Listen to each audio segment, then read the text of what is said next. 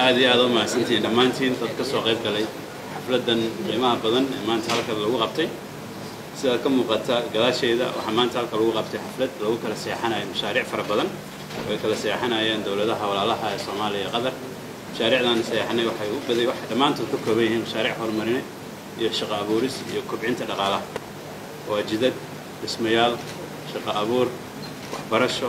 waxyaalahaas oo dhan ka kooban yihiin haddii alla idmo lacag fara badan ayaan kala seexanay maanta halkan mashaariicdaas ku fuli doonaan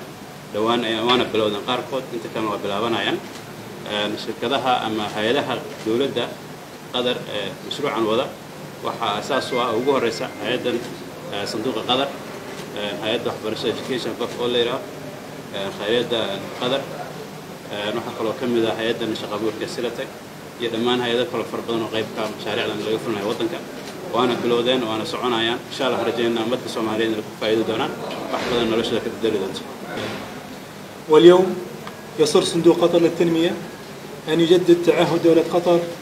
في دعم الاقتصاد الصومالي من خلال حزمة من المشاريع التنموية التي تهتم بالتنمية البشرية وتطوير البنية التحتية، وذلك من خلال مشاريع تعليمية وإيجاد فرص عمل للشباب الصومالي، بالإضافة إلى مشاريع جوهرية ومهمة في الطرق بقيمة تتجاوز 200 مليون دولار أمريكي. إن اتفاقية الشراكة التي يقوم بها صندوق قطر للتنمية بتوقعها اليوم مع الحكومة الصومالية تشمل مشاريع تنموية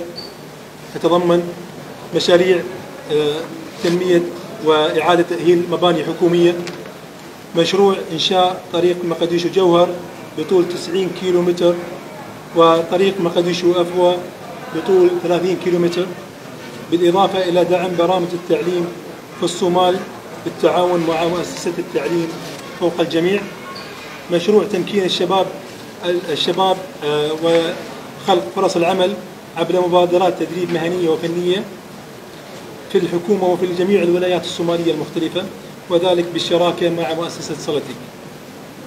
يأتي هذا التعهد ترجمة لالتزام دولة قطر تجاه الأشقاء في الصومال حكومة وشعبا،